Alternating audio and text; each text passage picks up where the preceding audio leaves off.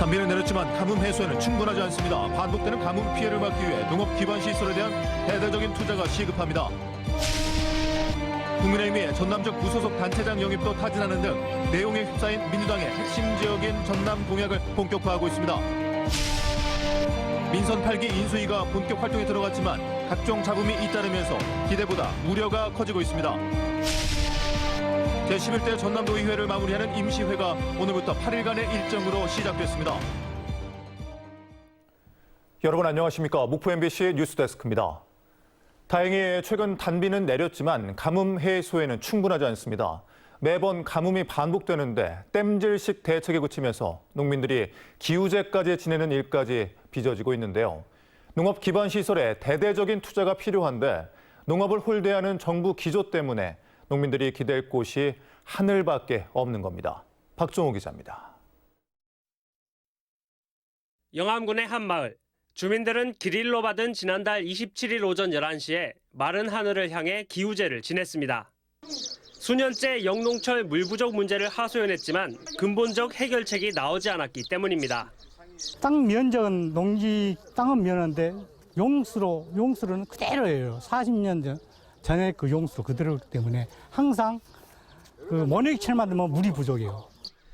이 마을은 저수지에서 멀리 떨어진 축구장 300개 가까운 면적, 200여 헥타르의 논에서 모내기도 못할 처지에 놓였다가 간신히 농사를 시작했습니다. 임시방편으로 멀리 떨어진 저수지에서 물을 끌어오는 간이 양수장을 설치한 겁니다. 항구 대책을 하게 되면 작은 비용이 안 들어갑니다. 아마 100억 단위의 사업비가 소요될 거로 예상이 되고 영암과 무안, 신안에서만 31곳의 저수지가 저수율 40% 미만으로 심각 단계에 놓였고 26곳은 경계 단계입니다.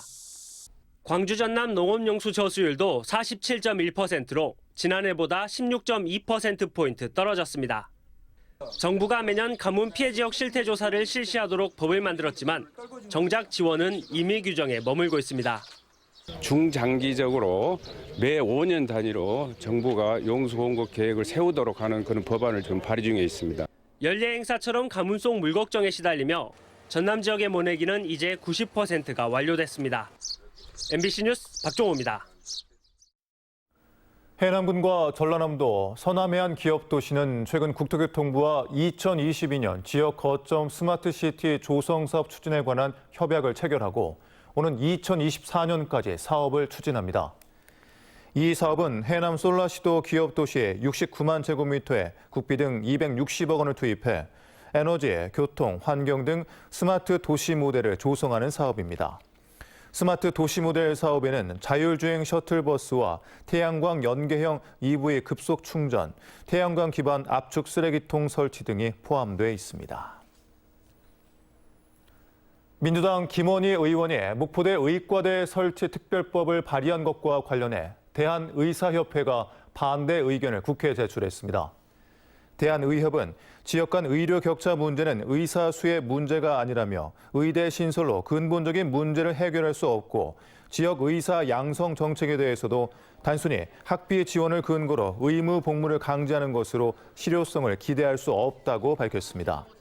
한편 김원희 의원은 목포대학교에 정원 100명 안팎의 의과대를 설치하기 위해 국가가 예산을 지원하도록 하는 내용의 특별법을 지난달 대표 발의했습니다. 국민의힘에서 호남의 딸을 내걸고 있는 조수진 최고위원이 잇따라 전남을 방문하고 있습니다. 전남적 무소속 시장 군수의 영입도 타진하며 내용에 휩싸인 민주당의 본진을 파고들고 있는 겁니다. 양현승 기자입니다. 지난해 국민의힘 전당대회에서 호남의 딸을 내걸고 압도적 1위로 최고위원이 된 조수진 의원이 목포를 찾았습니다. 민생 점검을 표방하고 있지만 국민의힘의 민주당 본진 흔들기로 해석됩니다. 대선 패배 이후 비대위 체제마저 흔들리며 내홍에 휩싸인 민주당을 비판하며 조 의원은 말문을 열었습니다. 지금 더불어민주당은 DJ 민주당은 완전히 다른 정당이죠. 그런 의미에서 제가 국민의힘 소속이어서가 아니라 참 국민의 한 사람으로서 참 안타깝습니다. 내로남불이 김대중 정신이 결코 아니지 않습니까? 지난 6일 지방선거에서 전남 22개 시군 가운데 7곳에서 무소속 시장 군수 후보가 당선됐는데 국민의힘의 영입 작업이 시작됐습니다. 조 의원은 무소속 박홍률 목포시장 당선인을 만났고 역시 무소속인 노광규 순천시장 당선인과도 조만간 만날 계획이라고 밝혔습니다. 지역 정서를 감안해 입당까지는 아니더라도 친여 성향의 무소속으로 분류되는 게 지역 발전에 유리할 거란 겁니다. 이 7분이 다 입당을 하시면 얼마나 좋겠습니까만 그거는 참 쉽지 않은 일이라고 생각을 하고요. 예산과 미래를 생각해야 된다고 봅니다. 그래서 무소속 7분을 중심으로 해서 계속해서 간담회 이어나갈 생각입니다. 조 의원은 대선 기간 윤석열 후보의 목포 방문과 김대중 전 대통령의 고향인 하이도 방문 일정의 다리를 자신이 놓았던 일화를 소개하며 윤 대통령과의 친밀한 관계를 부각했습니다. 전남의 가뭄을 챙기라는 대통령의 연락이 있었고 목포대 의과대 신설 현안도 직접 대통령에게 건의하겠다고도 말했습니다. 대통령의 그 의중도 있으시고 아마 그것을 약속을 지키기 위한 하나의 준비 과정이라고 생각하고 있습니다. 최근 이준석 국민의힘 대표도 여름 이후 서진 정책의 결과물을 내놓겠다고 선언하는 등 집권당이 된 국민의힘의 서진이 계속되고 있습니다. MBC 뉴스 양현승입니다. 민선 8기 출범을 앞두고 전남적 당선인들도 각각 인수위를 꾸리고 공식 활동을 시작했습니다. 대부분 소통을 강조하고 있지만 인수위 구성 면면을 보면 기대보다 우려가 큰 곳이 적지 않습니다. 김진선 기자입니다. 김대중 전남도 교육감 당선인은 선거 기간 강조했던 구호를 반영해 전남교육 대전환 준비위원회라는 이름으로 인수위를 꾸렸습니다. 12명으로 구성된 인수위는 퇴직한 교육공무원이 6명, 현직 관료나 교장까지 포함하면 교육 간부 출신이 10명에 달합니다. 민선 8기 교육정책에 현장 교직원이나 학부모, 학생, 지역사회 등 다양한 교육 주체들의 목소리가 담길 수 있을지 우려가 나올 수밖에 없습니다. 퇴직한 교직원분들이 절반 이상 차지한다는 것은 앞으로 미래 교육의 혁신 교육 정책을 수립하는 데 있어서 과거의 교육 경험과 철학으로 과연 이런 미래 교육의 정책들을 좀 수립할 수 있을지. 인수위 대신 비전 공약위원회를 꾸린 민선 8기 전라남도 상황도 다르지 않습니다. 공동위원장 4명 가운데 3명이 현직 대학 총장. 특정 분야에 치우친 데다 정부와 소통 창구 역할을 해야 할 국민의힘을 비롯한 타 정당 인사는 포함되지 않았습니다. 민선 8기 단체장이 바뀐 목포와 진도 등도 대부분의 인수위가 당선인의 캠프 인사 등 측근으로 구성되다 보니 뒷말이 나오는 배경이 되고 있습니다. 이 같은 우려에 전임 군수 경험이 있는 장흥군과 강진군수 당선인들은 인수위를 구성하지 않겠다고 선언하기도 했습니다. 인수위가 운영이 되면 공무원들한테 불필요한 많은 자료를 요구하게 되고 여러 가지 부작용을 최소화시키고 국민을 화합을 최우선으로 하고. 출범을 보름 앞둔 민선 8기. 당선인들의 인수 절차에서 민선 8기 4년을 엿볼 수 있는 만큼 지역 내 다양한 의견을 수렴할 수 있어야 했던 인수위 구성부터 아쉬움이 터져나오고 있습니다. MBC 뉴스 김진선입니다.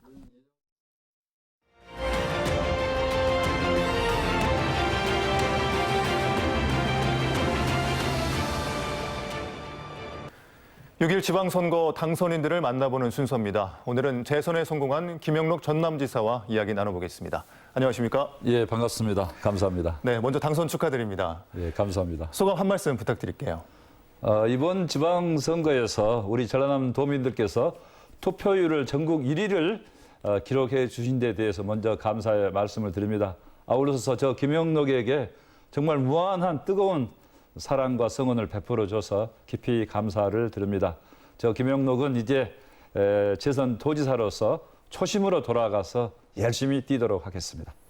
방금 말씀도 하셨지만 새 정부 국정과제에 포함되지 않은 전남 현안에 대해서 도민들의 우려가 큰 상황인데요. 어떻게 대응해 나갈 방안이십니까? 이제 그런 부분은 대체로 우리 전라남도에서 하고자 했던 대선 공약 건의 사항들이 국정과제로 많이 반영이 됐습니다. 그렇지만은 또 안 된 부분도 있고 의과대학 같은 부분은 공공의료 확충이라는 큰 틀의 범위에 들어갈 수 있다 이렇게 보고 있는데요. 그래서 그동안에 제가 국회랄지 이제 정부에 근무하면서 쌓았던 네트워크를 총동원하고 또 지역 국회의원님들 또 우리 도민들께서도 함께 나서서 신정부에 우리가 당당하게 요구할 것은 요구하고 또 건의할 건 건의해서 저희 전라남도의 미래 청사진을 잘 만들어 가겠다 이렇게 생각을 합니다. 네, 민선 8개는 아무래도 포스트 코로나 대응과 함께 할 텐데요. 가장 중점을 두고 추진할 분야는 뭡니까? 예, 이제 미래 성장 동력을 만들어야 되기 때문에 우리 이제 서남권 같은 경우에는 해상폭력 사업이랄지 또 관광 분야 이렇게 해서 일자리를 많이 만들어내야 된다 이렇게 생각을 합니다. 또한 우리 광주 전남 전체적으로 봤을 때는 이 첨단 반도체 공장을 유치를 해서 우리 젊은이들이 돌아오는 농촌을 돌아오는 전라남도를 만들어야 된다 이렇게 생각하고요.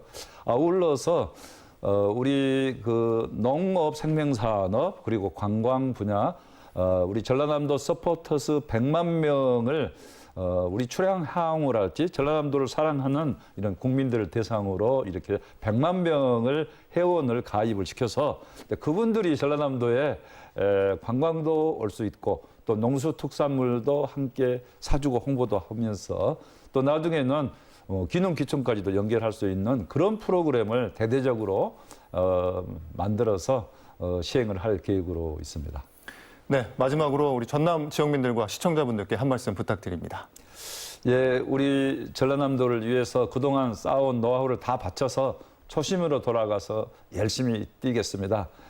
그리고 항상 현장에서 우리 도민의 목소리를 경청을 하면서 도민들과 함께 동고동락하는 가운데 도민 한 분 한 분에게 힘이 되는 도지사가 되도록 노력하겠습니다. 일 잘하는 도지사, 그러면서도 소통하고 반드시 약속을 지키는 도지사, 초심으로 돌아가서 열심히 뛰겠습니다. 도민 여러분께서도 코로나 잘 극복하시고 항상 건강하시고 행복하시기를 기원드립니다. 네, 민선 8개에도 도민들과 함께 기대 많이 해보겠습니다. 지금까지 김영록 전남지사 당선인과 함께했습니다. 오늘 말씀 고맙습니다.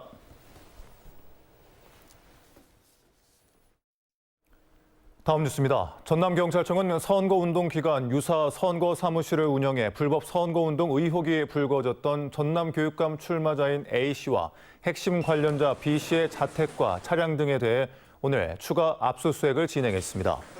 순천에 선거 사무실을 등록했던 A씨는 광주시 남구의 한 상가에서도 선거 사무실을 운영해 공직선거법을 위반한 혐의를 받고 있습니다. 전라남도가 전남 관광객 1억 명, 해외 관광객 300만 명 달성을 위한 2022-2023 전라남도 방문회 선포식을 열었습니다. 오늘 선포식에는 도민과 출향, 향후 등 천여 명이 참석했으며 인플루언서로 구성된 홍보단 출정식과 각종 퍼포먼스, 인기 가수 축하 공연도 이어졌습니다.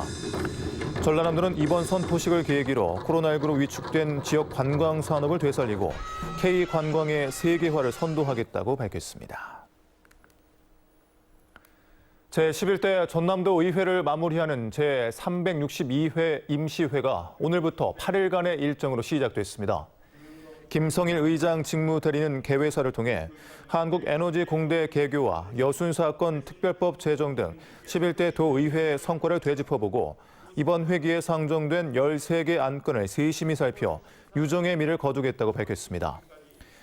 한편 지난 6일 지방선거를 통해 제11대 전남도 의회 의원 58명 가운데 43%인 25명만 12대 도의원으로 계속 활동하게 됩니다. 오는 2050년이 되면 전남 인구 가운데 절반이 65세 이상 고령층으로 채워질 거란 전망이 나왔습니다. 농촌경제연구원은 통계청 자료를 토대로 전남의 고령 인구 비중이 2020년 22.9%에서 2050년에는 49.5%로 높아지고 유소년 인구 비중은 11.7%에서 7.1%로 떨어질 것으로 내다봤습니다. 또 2050년이 되면 전남은 15세에서 64세 생산 연령 인구 100명에 130명을 부양해야 하는 것으로 예측됐습니다. 개정 도로교통법 시행일을 한 달 앞두고 강진경찰서가 보행자 보호 의무 강화를 위한 교통안전 캠페인을 전개했습니다.